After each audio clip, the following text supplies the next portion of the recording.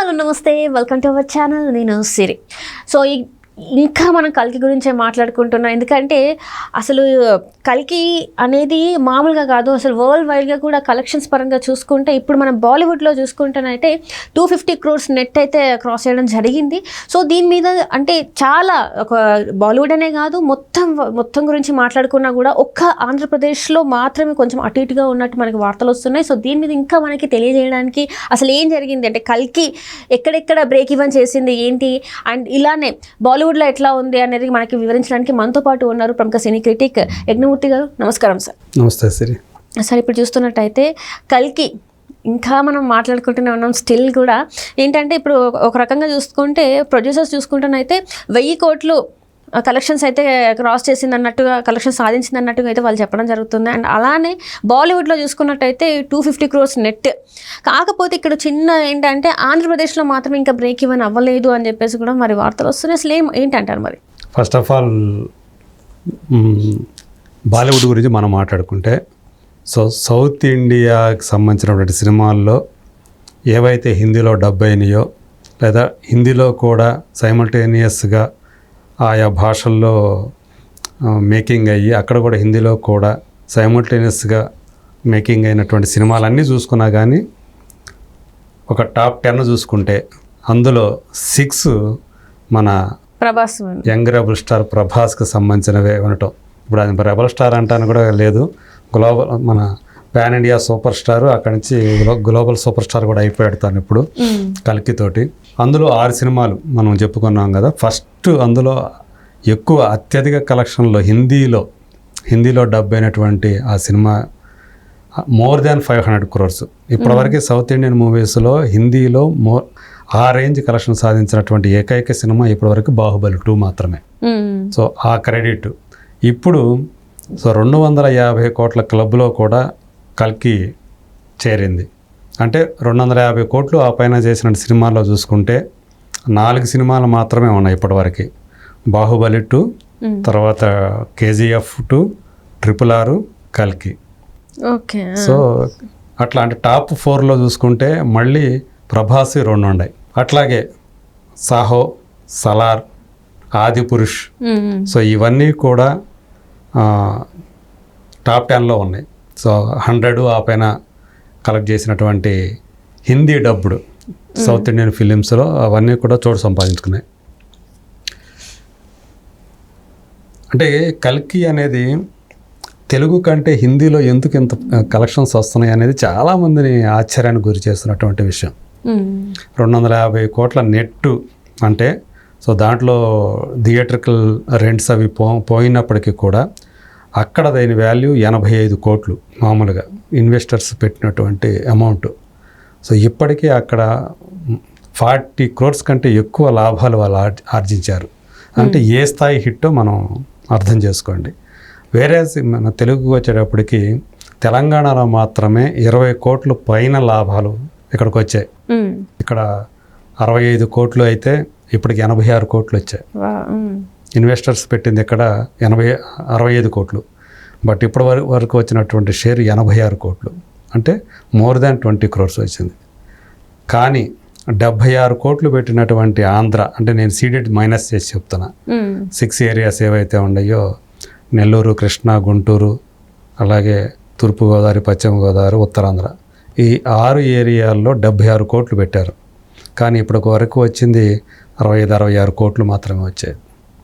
అట్లాగే రాయలసీమ సీడెడ్ అని చెప్పి రాయలసీమ ఏరియాలో 27 కోట్లు పెట్టారు బయ్యర్స్, కానీ దాని మీద ఇప్పుడు వచ్చింది 20+, అంటే 21 కూడా రాలా, 20 కోట్లు మాత్రమే వచ్చాయి.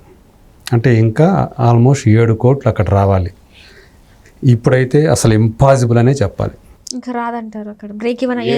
7 కోట్లు ఇంకా రావటం అనేది రాయలసీమ ఏరియాలో పాసిబులే కాదు ప్రస్తుతం ఉన్న ట్రెండ్ని బట్టి. ఇన్ని రోజులు 18 రోజులు అయింది, ఇప్పటికి 3 వీకెండ్స్ అయిపోయినాయి.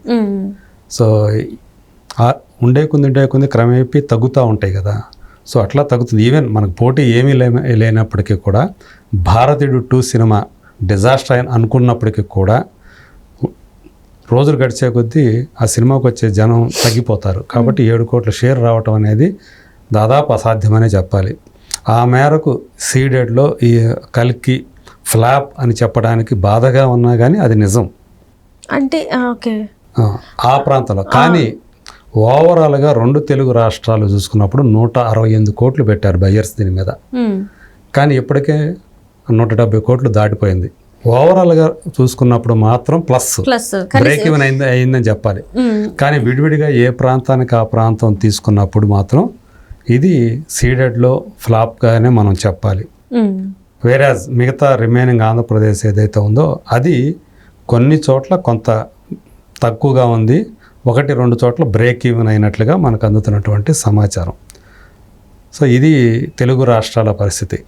ఇక మిగతా రిమైనింగ్ స్టేట్స్ ఏవైతే ఉన్నాయో సౌత్లో తమిళనాడు కానివ్వండి, కర్ణాటక కానివ్వండి, మలయాళం కానివ్వండి, అన్నీ బ్రేక్ ఈవెన్ అయిపోయి అన్నీ ఓవర్ఫ్లో అవుతూ అన్ని అందరికీ కూడా లాభాలు తీసుకొచ్చి పెడుతోంది. హిందీలో నేను ఆల్రెడీ చెప్పాను more than 40 crores లాభాలు. అలాగే ఓవర్సీస్లో చూసుకున్నప్పటికీ కూడా ఓవర్సీస్లో కూడా అలాగే ఉంది. అక్కడ 70 కోట్లు పెడితే ఆల్రెడీ 50 కోట్ల లాభం వచ్చేసింది అక్కడ. సో ఆ రేంజ్లో కల్కి అనేది అంటే మనకి అందుతున్నట్టు ట్రేడ్ వర్గాల సమాచారం ప్రకారం ప్రొడ్యూసర్స్ 1000 crores అని చెప్పేసి వాళ్ళు అఫీషియల్గా ఇస్తున్నప్పటికీ కూడా మనకు అందుతున్నట్టు సమాచారం ప్రకారం ఇప్పటికైతే 950 కోట్లు అయితే దాటిపోయింది. సో దానికి మించే కలెక్షన్స్ అయితే వచ్చింది. సో ఓవర్ఫ్లో పరంగా చూసుకున్నప్పటికీ కూడా ఇప్పటికే 50% దాకా లాభాలు వచ్చినాయి అని చెప్పాలి ఓవరాల్గా చూసుకున్నప్పుడు. కాబట్టి ఇది హిట్ కాదు, సూపర్ హిట్ కాదు, బ్లాక్ బస్టర్ రేంజ్ ఓవరాల్గా చూసినప్పుడు block buster range. So Prabhas కూడా ఈరోజు అంటే అతనితో మళ్ళీ సినిమాలు చేయడానికి ఎందుకు అతని మీద ఇంత అమౌంట్ పెట్టడానికి, ఇంత ఖర్చు పెట్టడానికి ప్రొడ్యూసర్స్ వెనుకాడటం లేదని అంటే ఇదే కారణం. ఎందుకంటే అతని డిజాస్టర్స్ అయినటువంటి రాధేశ్యామ్, ఆదిపురుష్ సినిమాలో కూడా మినిమం 200 కోట్లు. సో అతని మార్కెట్ రేంజ్ తెలుగులో ఉన్నటువంటి మిగతా హీరోల రేంజ్తో పోలిస్తే ఎక్కడో హైట్స్లో ఉన్నాడు తను. సో అందు గురించి అతనితో సినిమాలు తీయడానికి రేపొద్దున కల్కి 2 రాబోతూ ఉంది. అట్లాగే స్పిరిట్ రాబోతుంది, అది కూడా చాలా పెద్ద బడ్జెట్ ఫిలిం. ఎందుకంటే ఎక్కడెక్కడ ఇంటర్నేషనల్ యాక్టర్స్ను కూడా తీసుకురాబోతున్నారనేది మనకు అందుతున్నటువంటి సమాచారం. అట్లాగే సలార్ 2 కూడా ఉంది. ఇవన్నీ కూడా చాలా భారీ బడ్జెట్ తోటి తయారవుతున్నటువంటి సినిమాలే. అంటే ఇప్పుడు చూస్తున్నట్టయితే ఇవన్నీ భారీ బడ్జెట్ సినిమా సార్. రాజేసాబ్ వచ్చేసి అది కూడా ఉంది మారుతి గారిది. అది మరి అందుకుంటుంది అంటారా అంచనాలు? ఎందుకంటే ఇప్పటివరకు చూస్తే చాలా హై బడ్జెట్ సినిమాలు, ఇది చూస్తే మరి కొంచెం లో బడ్జెట్ సినిమాలాగా అనిపిస్తుంది. మరి ఎలా ఉంటుంది అంటారు? మనకు తెలుసు మారుతి స్టైల్ ఆఫ్ మేకింగ్ ఏంటో తెలుసు. అతను ఎక్కువగా ఎంటర్టైన్మెంట్ని బేస్ చేసుకొని తన సినిమాలు తీస్తాడు. సో అతని సినిమాలో చూసుకుంటే ఎక్కువ భారీ యాక్షన్ ఎపిసోడ్స్, అట్లాగే భారీ ఖర్చుతో కూడుకున్నటువంటి సీన్స్ ఎక్కువగా కనిపించవు. కాబట్టి ఆ మేరకు ఆ సినిమా పరంగా చూసుకుంటే అది మిగతా సినిమాలతో ఇప్పుడు అతను ఏదైతే సినిమాలు చేస్తున్నాడో ఆ సినిమాలతో పోలిస్తే వాటి బడ్జెట్ రాజా సబ్ బడ్జెట్ అయితే తక్కువే. సో అయినప్పటికీ కూడా అది ఒక యాక్షన్ ఫ్యామిలీ ఎంటర్టైనర్గా తయారవుతుంది. ఇప్పుడు ఇవన్నీ కూడా యాక్షన్ సినిమాలు చేస్తున్నాడు కాబట్టి సో కాస్త అది ఫ్యామిలీ ఆడియన్స్కి నచ్చే సినిమాగా దాన్ని తీస్తున్నాడు అని చెప్పేసి మనకు అందుతున్నటువంటి సమాచారం. కాబట్టి నేను అనుకోవడం ఏంటంటే అది కొంచెం తక్కువ బడ్జెట్తో కాబట్టి లాభాలు బాగా దండుకుంటారని నేను అనుకుంటున్నాను. Right sir, right. Thank you so much sir. Thank you.